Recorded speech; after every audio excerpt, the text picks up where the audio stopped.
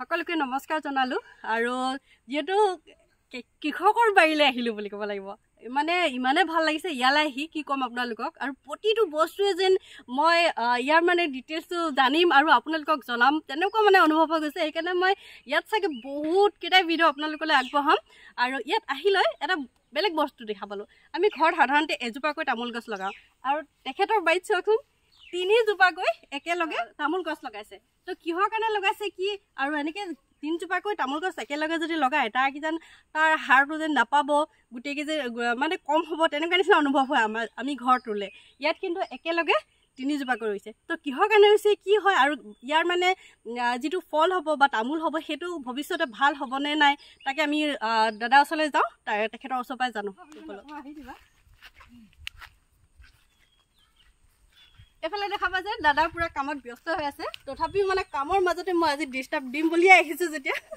অকণমান আমাৰ ৰাইজক জনাই দিয়কচোন এই তামোল গছখিনি আপুনি যে 3 জোপাকৈ ৰুইছে কিহৰ কাৰণে হয় এটা এটা খুব ধুনীয়া পদ্ধতি কম মাটিত বেছি তামোল আৰু ভৱিষ্যতে এই ঠাইখিনি অন্য কৃষি কৰ্মত ব্যৱহাৰ কৰিব পৰা এটা উপযুক্ত পদ্ধতি বুলি ক'ব লাগিব আৰু মই তেনেকৈ প্ৰায়বিলাক ৰোপণ কৰিছো এইখিনি এটা তোমাক সৰুকে কৈছো যে মই বিভিন্ন সময়ত যিখিনি কৃষি কৰ্ম কৰিছো সেইখিনি কোনো ধৰণৰ অভিজ্ঞতা সম্পন্ন হৈ কৰা নাই মই ব্যৱহাৰিকভাৱে কিছুমান শিকিছো কিছুমান হয়তো মোৰ ভুল হৈছে যাতে মই যিখিনি বিফল হৈছো বা মোৰ যিখিনি খুঁটিনাটি থাকি গ'ল নতুনকৈ কৃষি ক্ষেত্ৰখনত যিসকলে নেকি খোজ দিব খোজে সেইসকলে যাতে সেইটো অনতপ্ত নহয় সেইটো কাৰণে বিভিন্ন সময়ত হৈ গৈছো এই যে তামোলখিনি ৰোপণ কৰাৰ সময়ত 3 জোপাকৈ ৰোপণ কৰিবলৈ একে সম সাইজৰ পুলি ৰোপণ কৰিব লাগে দেই মানে একেবাৰে সম সাইজৰ আগা পিছা কৰি নহয় ইয়াত এতিয়া এনেকুৱা ধৰণৰ ৰোপণ কৰা হৈছে এজোপাৰ পৰা এজোপাৰ দূৰত্ব মানে 3 কোণীয়া দিশত মানে 2 ফুটকৈ দিয়া হৈছে তাৰ পিছতে এই 3 জোপাৰ পৰা 3 জোপাৰ দূৰত্ব মই ইয়াত অকমান বেছি দিছো ইয়াত 12 ফুটকৈ দিব পৰা হয় এটা লাইনত 3 জোপাৰ পৰা 3 জোপাৰ দূৰত্ব 12 ফুটত দিব পৰা হয় তাৰ পিছতে এই 3 জোপাৰ যিটো লাইন আৰু 3 জোপাৰ সেই লাইনটোৰ প্ৰায় 20 ফুট বা 18 ফুট দিব পৰা হয় তেতিয়া ভৱিষ্যতে যিখিনি খালী ঠাই থাকে যেনেকৈ এতিয়া মই এই খালী ঠাইবিলাকত আম লগাই দিছো এইখিনি বাৰু মই ইমান ভালদৰে দেখুৱাব পৰা নাই কিন্তু ইয়াত মই খুব সুন্দৰকৈ অমিতা জলকীয়া নাৰিকলৰ মাজে মাজে বা তামোলৰ মাজে মাজে তেনেকে লগাই থৈছো পাব পৰাকৈ দূৰ মূৰত ট্ৰেক্টৰ ঘূৰাব পৰাকৈ অপচন ৰাখিব লাগে আৰু যেতিয়া মাটিডোখৰ চাহ কৰি থকা হয় তেতিয়া কি হয়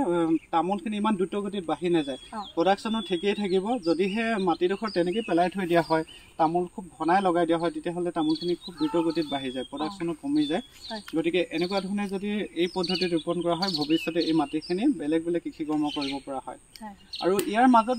তেনেকৈ দিম বুলি ক'লে যিটো 12 ফুট লাইনটোৰ মাজতে যি 12 ফুটৰ ব্যৱধানত তাতে কিছুমান মেহগনি জাতীয় তেনেকুৱা গছ গছনি লগাব পৰা হ'ব সেইটো অন্য গছক মানে তেনেকৈ বিশেষভাৱে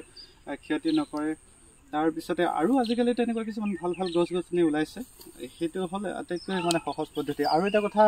এইখিনিতে কওঁ আমাৰ প্ৰায় এটা প্ৰশ্ন কৰা হয় যে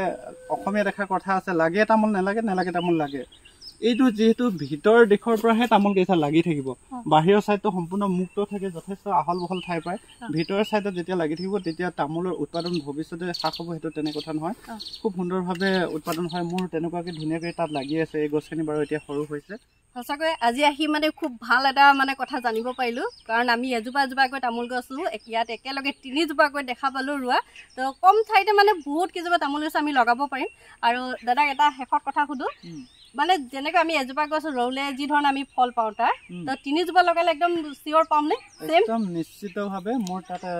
তুমি চাব পাৰা তাত 3 জোপাকৈ লাগি আছে গোটেই তামোল পৰা একেবাৰে নিশ্চিতভাৱে লগাব পাৰিব যিকোনো মানুহে লগাব অ'কে ঠিক আছে তো আমাৰ ৰাইজে গম পালে চাগে কেনেকুৱা ধৰণে মানে 3 জোপাকৈ তামোল গছ লগাইও যে মানে খুব ধুনীয়াকৈ তাৰ ফল পাব পাৰিম ভৱিষ্যতে তো আপোনালোকে গছ ৰোৱাহে কথা